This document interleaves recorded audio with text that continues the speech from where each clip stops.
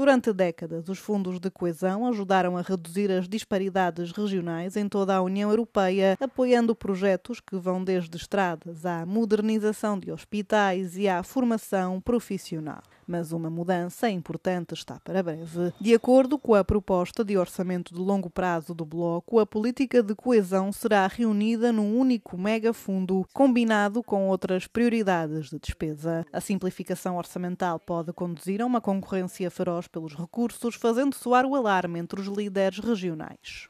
This is what's happening with putting agriculture, migration, border control, cohesion policy into one bag, in one container. It would turn it to a Hunger Games, turning against the farmers, to the mayors, cities, turning against housing, unemployment and agricultural subsidies.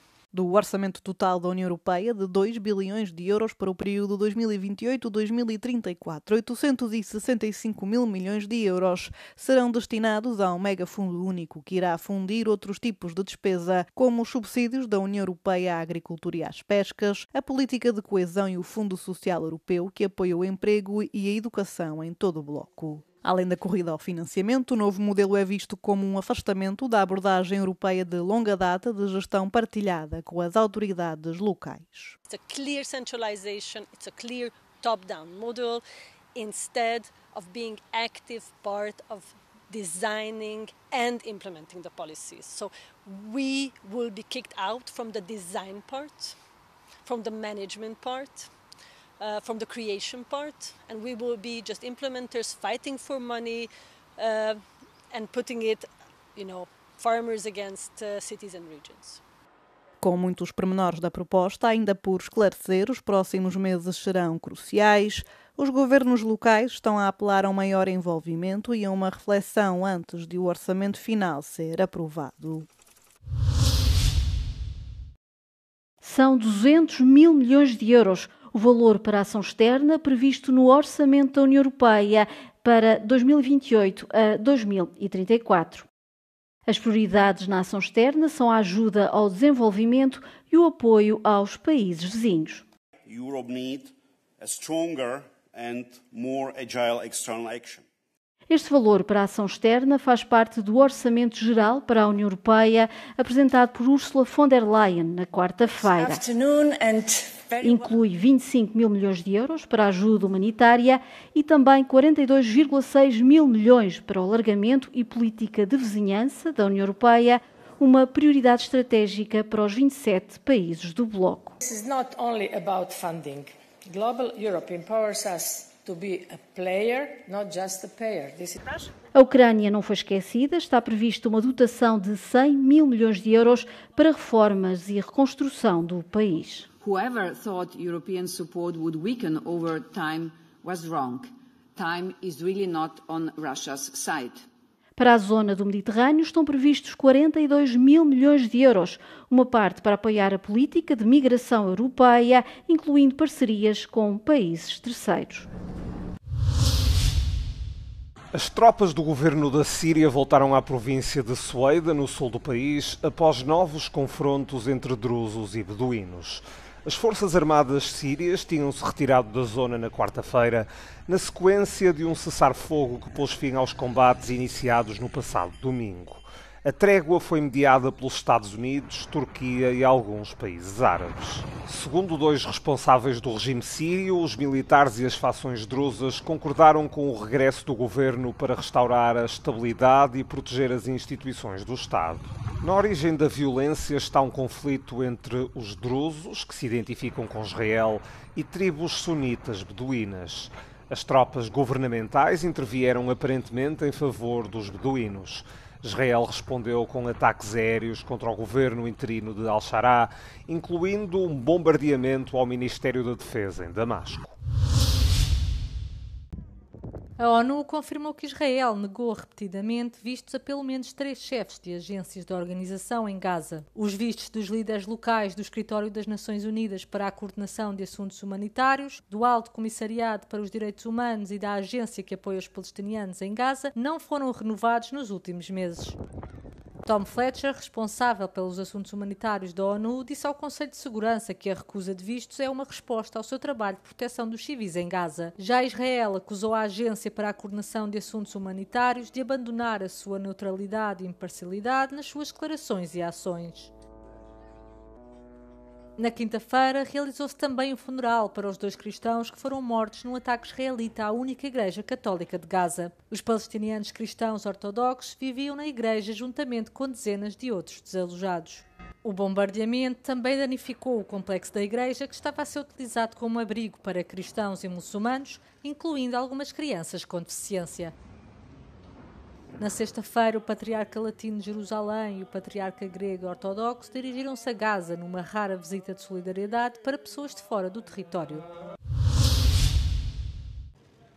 O primeiro-ministro britânico Keir Starmer e o chanceler alemão Friedrich Merz assinaram um tratado histórico, o primeiro acordo formal entre o Reino Unido e a Alemanha desde a Segunda Guerra Mundial.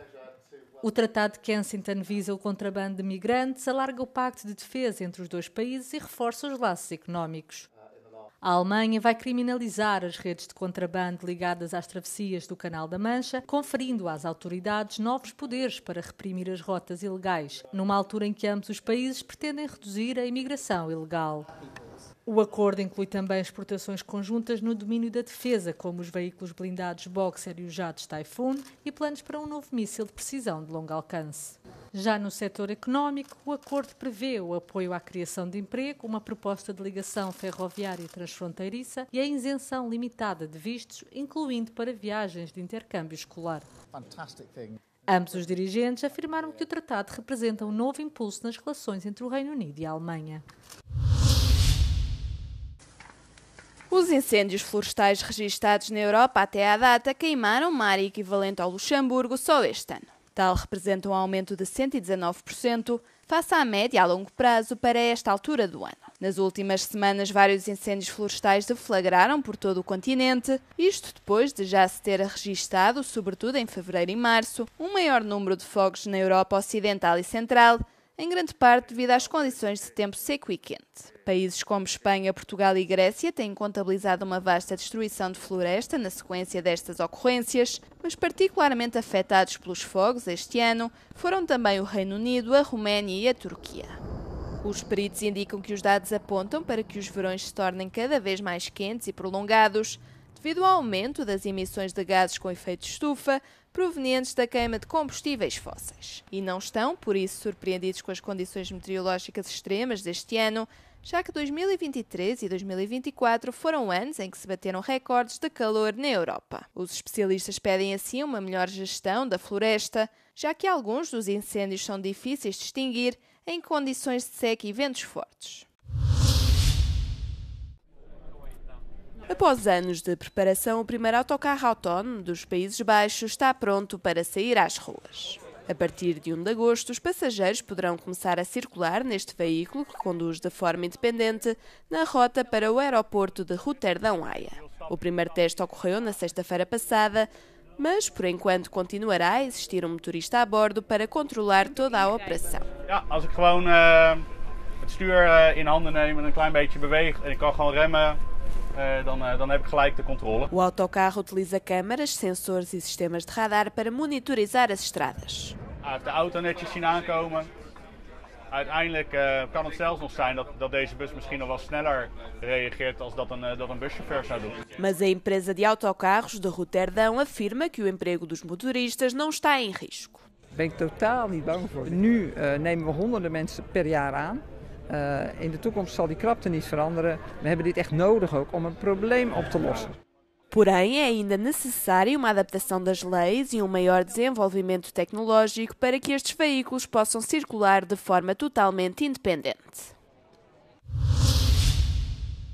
Millennials e Geração Z já não querem campanhas perfeitas ou mensagens suaves. Esperam autenticidade, relações e valor, e as plataformas como o TikTok estão a tornar-se cada vez mais a voz do novo consumidor.